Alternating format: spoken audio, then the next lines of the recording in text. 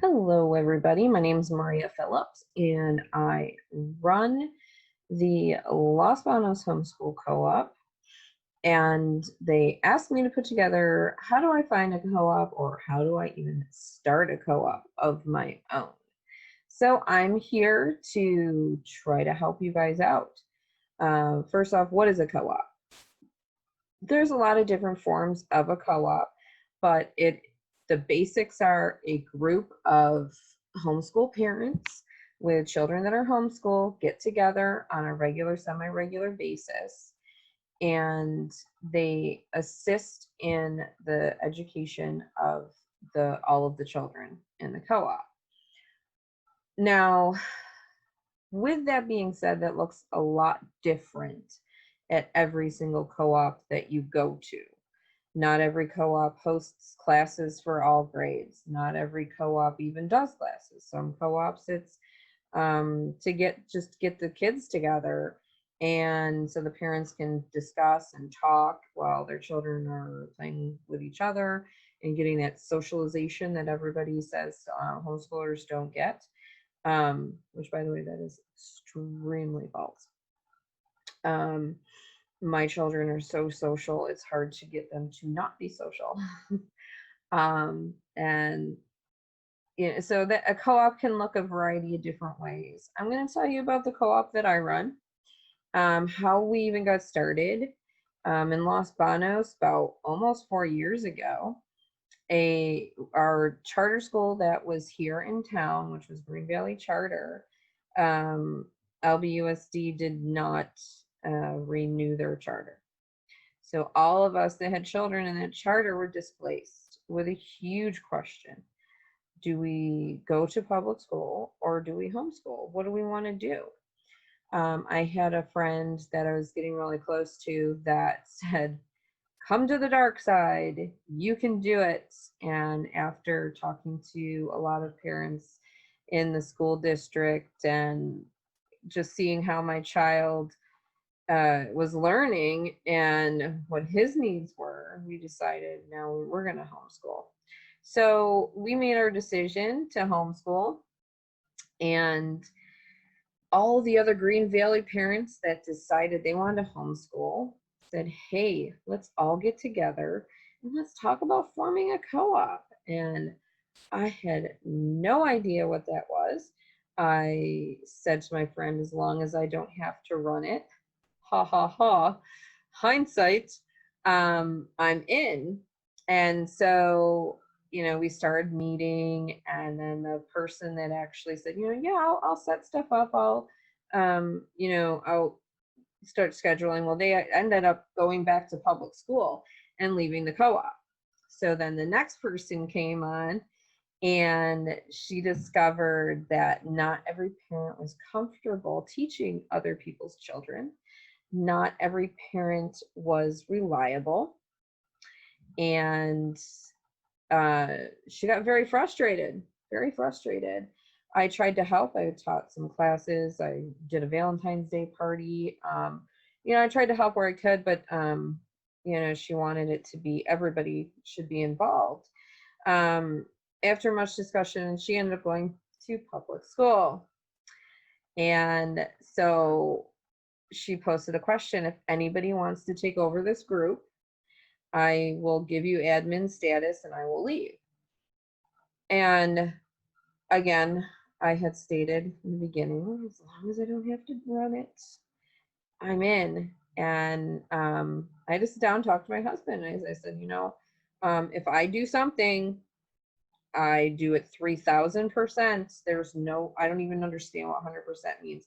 It needs to be in the thousands if you're taking care of children and other families. So I had to sit down and say, hey, what's going to happen if I take this over? What are your thoughts? And he said, you're going to do it. I can see it, but I think you're going to be great at it.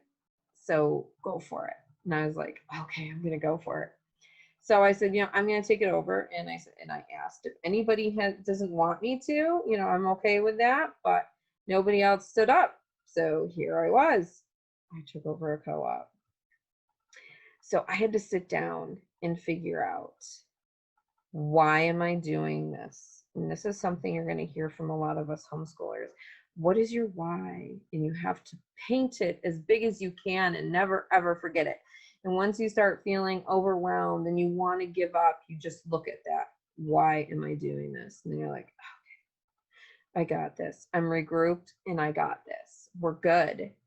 And my why was, I wanted to assist homeschool families in Los Banos and surrounding areas to give them a unique experience where we got together and we assisted each other in a parent nook setting. So the parents would get together while a couple of the other parents took turns teaching. And I wanted to support the community as a whole. I wanted to give people a place to go where they could learn about, how do I get started? What do I do? Everybody says, I need to socialize. I need to socialize my children. What does that look like? How can I do that? I'm nervous. And my why was, I wanted to be there for those people. I wanted to share what our first year was like. And I wanted to support the community and say that, it's okay. You got this and you can do it. And I'm going to help you do it. And that's still my why today. My biggest why is giving these kids an amazing experience that a public school can't give them. So we go on field trips every single month. We go all over the place. We go to farms and get dirty and learn how farms work. We go to the aquarium. We go all over the place. It's so much fun. So what does our schedule look like? Okay, so we're going into year 4 of myself running this group. So we are pretty big now. On Mondays, we have 70, 80 kids show up. Our Mondays we have a social hour. You can bring your lunch, sit with your friends, play board games. We're going to have somebody, do a craft table, bring crossword puzzle, whatever these kids want to do. We're going, to help them with the socialization. They're going to be able to sit there with their friends and have that and make new friends. And I think that's one of the most rewarding things about, being the administration of this group, is watching these shy kids get introduced to a homeschooler who is loud and proud, and they come out of their shell. And it's such a great thing to see these friendships form, and parents that just moved to town that didn't have friends, and they're getting together and they're making best friends, and they now have a tribe of their own. And it makes my heart sing when I can witness those things. And that keeps my drive going. So we do that. And then on Mondays from 1 to 2, we host clubs. We've expanded. We started with just one club. We had a faith club. That was it. Now we have faith club, STEM club, reading club, art club, craft club. We call it the Little Sharks Club. That's the ages 3 to 6. They take their own field trips. Did I say STEM club? I might have. I might not have. Oops. We have so many now. It's crazy. And so that's what we do, is we have clubs, then a cooking club. That was the other one. And we set it up so every month, the curriculum will stay the same. The classes that we're teaching, like the 4 cooking classes, will be the same the next month.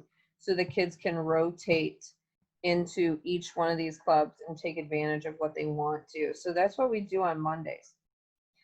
Tuesdays, we have an outside company come in. So you can do that too. If with charters, you get funds that you can use.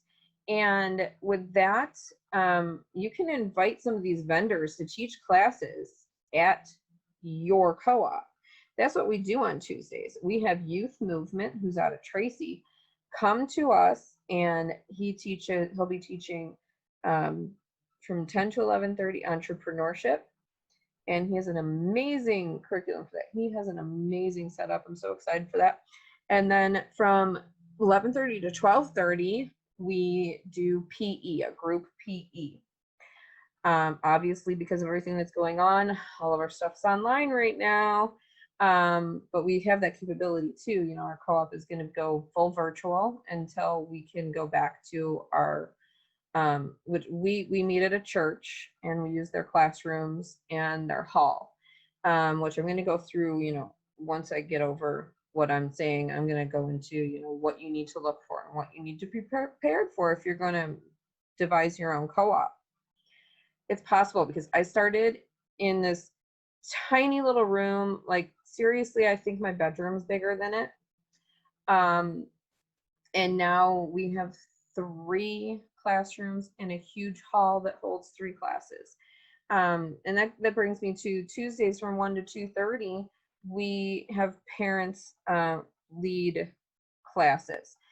Now, it is very difficult to have a rotation of parents. So I'm going to give you a little hint. You need to find the parents that want to teach. They want to be involved. And you'll be able to pick those people out. And those are the people that will become your teachers. And you need steady teachers. You can't be changing it up all the time because the children will never want to settle into a class. Well, this next year we have 4 teachers. I have a teacher for preschool, a teacher for TK through first, a teacher for second through fourth, and then I teach 5th and up, which is generally 5th through 9th grade. And that's what's amazing about our group is we have enough parents that stepped up for this. And each class has 2 helpers, so they can help you out with, you know, wrangling the children. I have the loudest group. I swear, not even the TK kids. No, my older kids are very social, very loud, and I love them all. So, and we pick our classes and we teach them. We do a variety of classes, history, social studies. I'm actually going to be doing a lot of how to change a tire, how do you fix your toilet. We're going to be wiring a lamp. So that's what we do at our co-op. And I just didn't want to say that you can do that too. How do you do it? How do you get started? I started with one already done. I already had 12 families to start with. I knew I needed more. So I started advertising on Facebook, all the moms groups, community pages. You know, I really did. I advertised heavy, but I already had a group. So what can you do if you go on Facebook or Google and say, I don't know, Delhi Homeschool Co-op, and there isn't one. Trust me, it is not hard nowadays to find some more homeschool parents that want to. What you can do is you can go on to those Delhi moms or you know, Delhi community page and write, "Hi, I'm homeschooling my children, and I'm looking for other homeschool families that may want to join me in forming a co-op." And I did that here, and I ended up adding 26 families in a week. So there's a demand for it. So you can form your own, but I want you to know that you don't have to be as big as what we do. You need to figure out, okay, I definitely want to do a co-op. I want you to sit down and write out, how big do I want it?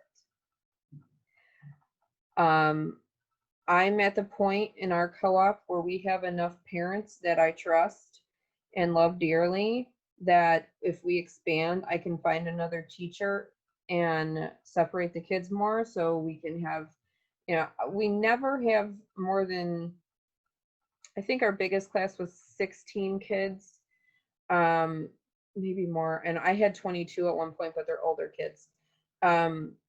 And then because I kept having 22, we added another teacher and we took the 4th graders out, and then I went back down to like 14 kids.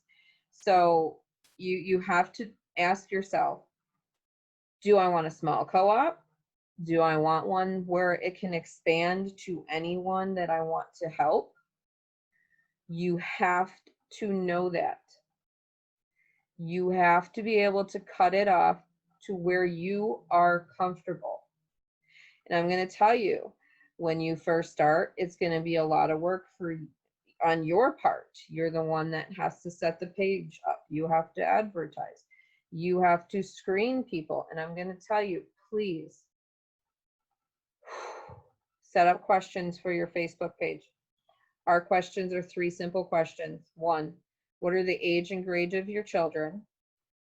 We have a minimum of 3 years old because some people were trying to get in thinking it was a play group. And we had to add that this is for school age children, preschool and up. We are not a school. You have to volunteer in some aspect at the co-op. And then that's question number 2. Are you willing to help clean up, set up, teach, help? These are our questions. And then our third one is, are you homeschooling? Are you planning on homeschooling? All of these questions have to be answered. If they're not answered, you have to message them on Facebook. I'm going to tell you, I take it a step further than that. I don't just message them. Every single person that sends me a request, I will go to your page. Do you have pictures of children? Do they, what is context art is it? Do you live in Los Banos or near us, or are you in Sacramento and there's absolutely no way you're going to drive 3 hours to come to our co-op? I hate to say it, but I'm going to say it. I stalk people. These are our children, and you have to be careful. You need to screen everybody and make sure that they are reputable. And I'm going to tell you about a story that happened to me before I allowed other people to help me with approvals. I had a couple say, that they were teens and they were homeschool. And I was like, the answers didn't sound right. I went to their page and it was a married couple. And on their page was all about how they like to spend time with teenagers. Delete, block. It was creepy. I was like, what do you mean you like to spend time with teenagers? You're married and in your late 20s, early 30s. Like, that doesn't sound normal. So yeah, I screen everybody. I do. I do not allow anyone to volunteer for a position until I have met with them, spoke with them, watched them in the co-op. They have to be in the co-op for at least 3 months or know me outside a co-op, and I know that I trust you, because these, again, are our children. Please, you have to know. You must be diligent in screening and who you're going to allow to teach. Some people want to teach and then they get in there and this is not what they thought it was. So I sit and I talk with other people. I have an amazing, amazing right-hand gal, Kim. Without her, I don't think we would have grown as much as we have. Without her, I don't think I would have kept my sanity through all this growth. Find a person that you trust that doesn't exactly think like you, but they have the passion and drive, and make that person your right hand gal or guy. You're going to need them. And, I don't want to scare you off because it is work. You have to be diligent, but it's so much fun. I look forward to my classes every week. I can't wait to see my kids. I, know each of them and know their favorite colors. I know, who's, best friends with who, and, who's having problems with somebody. Like, I know all of that. And it's just, I love it. I love it. I love seeing these little girls in their tiny little backpacks and these little boys in their, dinosaur backpacks, and they're running up to their classroom. Hi, Miss Kim. Hi, Miss Kim. Hi, Miss Katie. And the joy on their face is worth every moment. Um, I I spend, I'm going to tell you, probably at least I'm during the school year 20 hours a week working on the co-op. You don't have to do that. You don't have to be crazy like I am. But you still need to approve things. You need to make sure people know things. Um, so yes, find a couple people that want to join you and know what size you want. Say you're like, okay, I just want this out of my house. So I can put 20 kids in my house without a problem. Then that's where you need to go, and that's where you can start. And then after a year or two, you can be like, oh, you know what, I want to expand. Go, you can do that. You can start advertising that you're there again. You can let your local school board know that you exist. Whether or not they're going to do anything with that information, I don't think any of them have ever passed on our information. But I could be wrong. They might. I have no idea. But say, if you know a family that is going to be homeschooling, please let them know we're here, and that, I had business cards made so I can hand them out to families that I was talking to, and they could get a hold of me so I could talk to them about the co-op. But just know your limits. Know your limits. And now that I have such amazing people that I'm working with, I'm like, yeah, we can expand and keep expanding. It's, I honestly can see by next year we'll probably be up to 200 families. But you do not have to be that big. You just don't. Like I said, we started in a tiny room. No big, probably my master bedroom could fit in it. Had one bathroom and one table.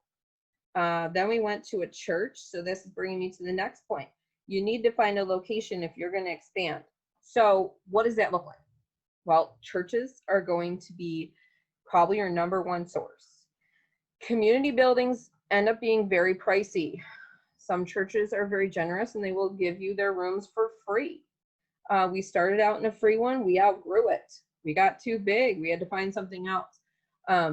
We do pay rent now. It's reasonable. It's very reasonable. I charge $20 a family to be a part of the co-op, and that covers our rent, our insurance, and yes, you need insurance. And certain churches are going to want different insurances, so you got to see. Your baseline insurance, we're umbrellaed underneath my husband, so it's $25 a month for ours. On average, I'm going to tell you it's probably $50 if you don't have somebody to umbrella under.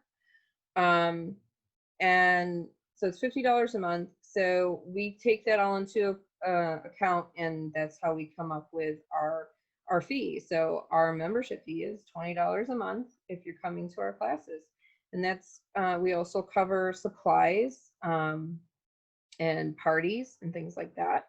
We have a party every other month. We celebrate whatever we can. We love to get these kids together. We're one of the dads owns a bouncy house company, so we get bouncy houses for all of our parties. So, you can make a lot out of this, but it has to be up to what you want. So again, churches are probably going to be your best bet if you're trying to find a location. And then you can negotiate price, and you can talk to them, see if you're going to get approved. And also talk to the Boy Scouts and Girl Scouts if you have that in your town, which you most likely have. Talk to them, see if they have a building that they might be able to allow you to use. So there's a lot of things that you can do, but I'm gonna tell you, churches is probably going to be your best bet. If you go to a church, talk to them first. You're a loyal parishioner, so you can go up to them and say, this is what I'm thinking about doing, and can I have some space? One big reminder is homeschoolers are increasing. A large percentage every year after year, people are choosing a homeschool option, and co-ops are needed. So you will be needed.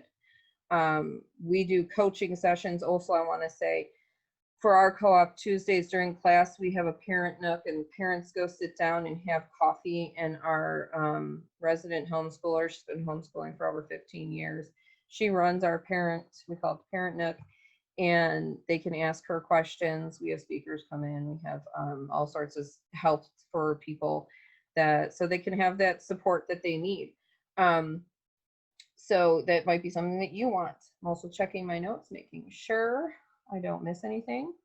But yes, you can have a simple co-op that it's just, I want play dates, I want structured play with some art, 20 kids math, or you can be like us where we want to help as many communities as possible.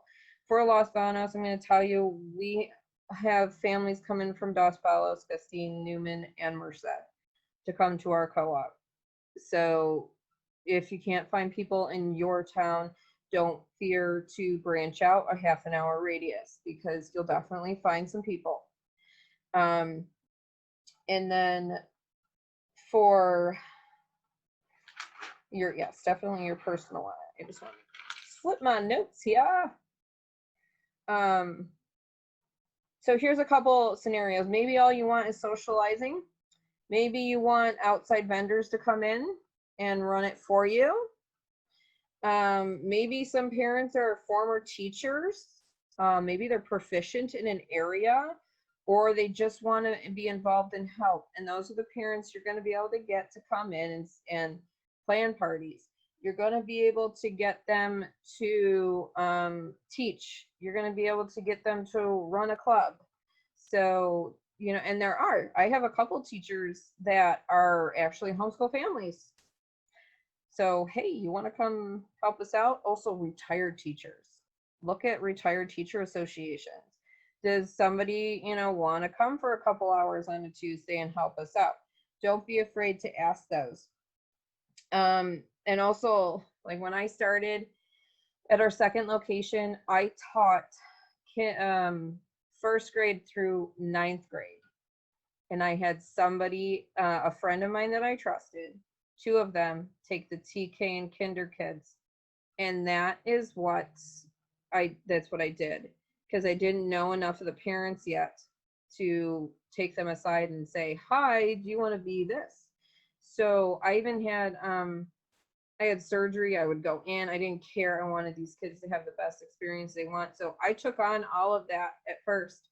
And, you might have to too, because again, relying on others until they're fully vested into your group is probably not going to happen. So you got to be prepared to do a lot of the work yourself in the beginning. But I'm going to tell you, it won't last long, because as soon as parents see the smiles on their kids' faces when they come and when's co-op, is today Monday, you're going to want to be involved too. So, but you're going to have to be willing to train them, show them the ropes, and tell them, this is what I want you to teach in the beginning until they get on their own feet. So make sure you have a social media page. Make sure you design your rules. If you have a co-op, you're going to need rules. You need to also make a statement. Are you a religious-based co-op or are you not? Because you don't want an atheist walking into a devout Christian co-op having no clue. We are a non-religious co-op because there is so many religions out there. We do not teach religion. We do not, none of that. We have a faith club for that. But you need to make your rules clear. Everybody needs to participate, even if that means you're disinfecting tables before you leave. There's something you have to do. In our co-op, if you do not volunteer, you actually incur a extra $20 fee that you have to pay. These are just things we've learned across the way. If you want to email me, I'm going to share my email. Let me pause this for a second. I'm going to bring my email up for you guys. So this is my email with the co-op. that I'm going to share with you.